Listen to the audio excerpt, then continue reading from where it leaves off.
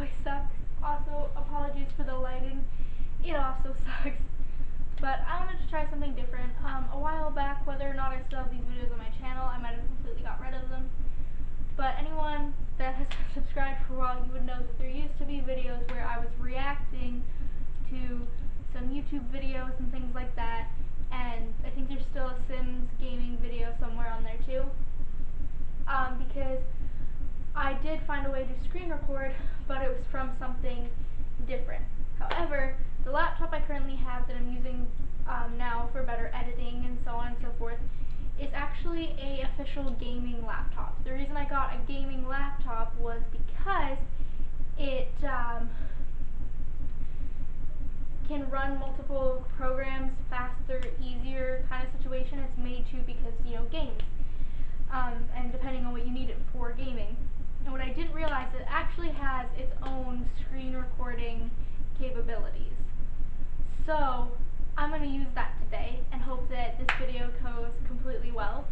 And I have a camera set up here so I can put that somewhere. So we're going to try for real editing this time with these things and hopefully it goes well. Because of that, what we're going to do today is we are going to react to some Sims videos. Sims is something I've really liked for a really long time, and I've been playing it since The Sims 2. And I do know that some people are very, very talented and create their own like videos and sort of like movie type situations and stories out of Sims. And it can be romantic, it can be horror, it can be like it could be the craziest crap, and I've seen some pretty interesting things. So I decided that today I was going to react to some horror themed ones, considering that's just, I don't know, I was in the mood for that. I will be doing more screen recording in the future for different things that I want to do, maybe some gaming videos if you want to see that. Don't expect a whole lot of gaming though, because really all I play is Sims, and there's other games I'm learning to play, like maybe I'll try to play Hearthstone, but again, it's not going to be something that's going to be good gaming. Like, it's not going to be I'm talented or anything like that, because I'm really not a big gamer. I want to be, and I really like games, but I just haven't got into the scene yet. And pretty much the only reason I got back into it was because my boyfriend is like 100% a gamer, and so he's kind of convinced me to, like, who cares, try it out. But yeah, so we're gonna watch a couple different things today. So as you can see on my YouTube feed here right now, there's a bunch of different ones. Now I'm not gonna react to What Happened to Sarah Holloway, Night Shift, or Annabelle because I've seen that before, and I don't want to watch anything I've seen before. No. I guess more lighting things are happening because someone's trying to help me with my lighting right now. Anyways, we're going to react to this one at the top here, I think, that says Grandma Sims 4 Horror Story. Oh my god, ads. We're on the video. Kayla in the future will edit this. Anyway, so let's react to Grandma Sims 4 Horror Story. Lego.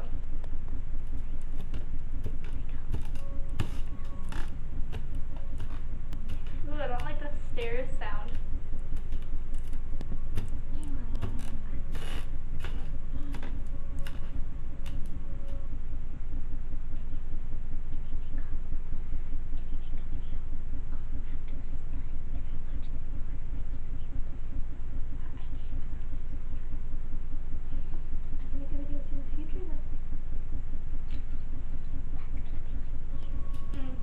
Don't like that visual. I wonder if they got this out of the horror game Granny and then called it Grandma. Although I didn't actually look at the date for this, so. Oh, okay. My grandma died when I was 8 years old. Well, technically she wasn't my grandma. She was my mother's aunt. My actual grandma's older sister. But she was the only grandma I knew as a child. My real grandma lived too far away and we weren't very close. So, Nana Edna was my only grandma. Right before before my birth, my mother moved Nana into our house so she could take care of her. Otherwise, she would be put in a mental institution because of her dementia. My mom never thought twice. She prepared room for Edna, a lovely nursery that was meant for me, turned into a bedroom for a mentally deranged old woman. And my little cradle was placed in a big and empty room across the hall from my parents' bedroom. 2 years later, they bring another poor little child into that room. My sister. I wasn't alone anymore. But still, I was too far away from my mother. I felt like my place was taken by this elderly woman who never even looked at me. And she was mean to my mom. She would scream and swear and throw things, so I started to fear her from early on. But I was tough. I never cried for my mama. I was never upset by her disregard. I loved her, but lost any hope on ever having an ordinary mother. I was okay without bedtime stories, drawing, or cooking with her. I didn't need her. But Sad. my little sister did. She was just a baby full of love, warmth, and sweetness, and all she needed is her mother's arms around her when she was falling asleep. She craved love and affection and couldn't understand why everybody around her was so cold. And she suffered quietly, like a pure angel. Only her drawings were showing how much she wanted kisses, hugs, and warm words. And it broke my heart. I despised my mother and hated Nana. And Nana hated everybody around her. She didn't know who my mother was. She didn't realize that we were her family. She was always calling us terrible names and demanding to leave her alone. She was confused about her own age, about who we were, about the house we lived in. Every day she was running from room to room, looking for her own mother, or her husband, or, sometimes, her baby. Where's the baby? Where's the baby? Where do you hide it? Where's my boy? Tell me, where's my boy? Shut up, you filthy little bitch. One time, my mom asked me to help her serve a table in Nana's room. She gave me a little teapot and sent me upstairs. Nana sat in her chair, looked sad and lost. I felt sorry for her. For the first time in my life, I wanted to be like my mom. I wanted to help because I was a good child. She asked me about her mother. She asked me if I could call her, so I told her the truth. She died. Little piece of crap, how dare you? How dare you? I'm gonna kill you. I'm gonna rip your fucking head off. She beat me really hard that day. Nana's death wasn't easy. After her stroke, she suffered for days. She wasn't sleeping. She just screamed and called for Smacking Jesus. sounds really getting to me, like they're making Our me house feel was really filled sad with and soul uncomfortable. weeping wails and strong smell of medicine and urine and filth. Whoever did this really moment she died, I edited was this home very, alone. very well. I'm very Dad took impressed. my little sister out of the town, away from hell, as he said. And my mom was somewhere in the garden, looking after her roses. And it was impossibly hot that day, and the smell in the house was unbearable. But I wasn't allowed outside. I was supposed to watch Nana. There was no need for me to sit in her room, but I had to go there from time to time to check if she was still breathing. At that point, she was already in coma. She was just laying there, in a little nursery, in silence. I was downstairs when her agony began. And I don't know why, but she was screaming.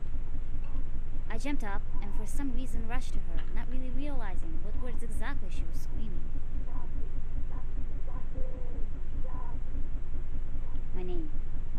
She was screaming my name. She never knew who I was. She never called anybody by their names. I don't even think she knew her own name. But she sure as hell knew mine. I was so scared and confused by her screams that I completely forgot that I was supposed to call my mom if something unusual would happen to Nana. I ran upstairs. I was going to run to her room, but in a hole of the second floor, I froze.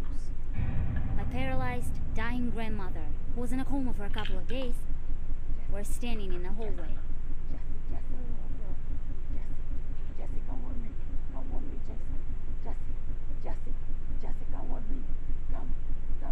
Her black mouth moved viciously, repeating the same words again and again. She was barking my name out like a crazy dog. Her grayish face didn't seem alive. Her eyes sunk into her eye sockets, which made her look dead. But she was standing there on her feet. I felt like my little heart exploded and went completely silent in my chest. I could feel all the warmth leaving me in 1 second, as if she was taking my life from me. As if it was me who was dying, not her. The next thing I remember, I was running through the garden, past the peach trees and roses, screaming for my mother. She and some of our neighbors rushed to the house, and I went the opposite direction, to the woods. I was shocked to the point when I had no thoughts in my head. I was just walking, scared beyond belief.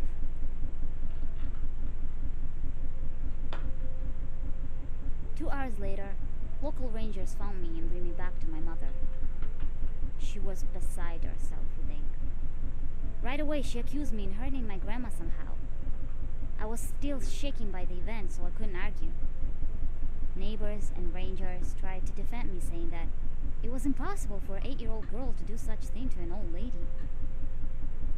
What thing? By the time my mom and the neighbors came home that afternoon, my grandma wasn't upstairs anymore. And she wasn't dying anymore. She was dead. She was laying downstairs in a hole, and it was clear that she fell from the stairs, but it was impossible for someone who was paralyzed. For years, my mom actually thought that I dragged my grandma from her bed and pushed her down the stairs. No wonder we never got close. But I couldn't care less. I gave up on my mother's love long time ago. At least, she turned her attention to my little sister, and it was the best part. Still, I can't understand one thing. Nana fell from the stairs because she tried to chase me?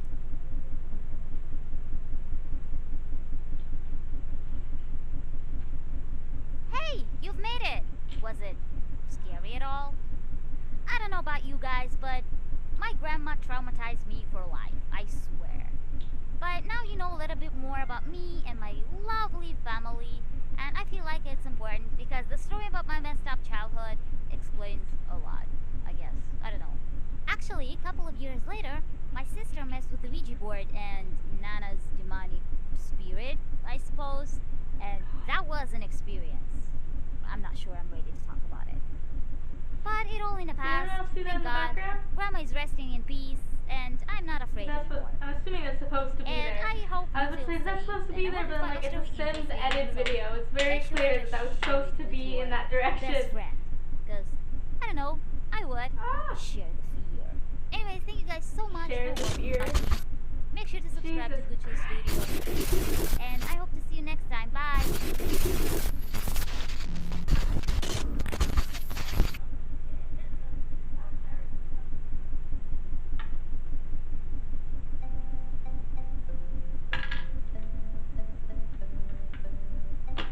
Wow, that really did,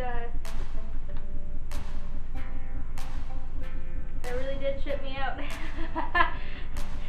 It wasn't like, it was like mostly just sad, and then the end part made me go,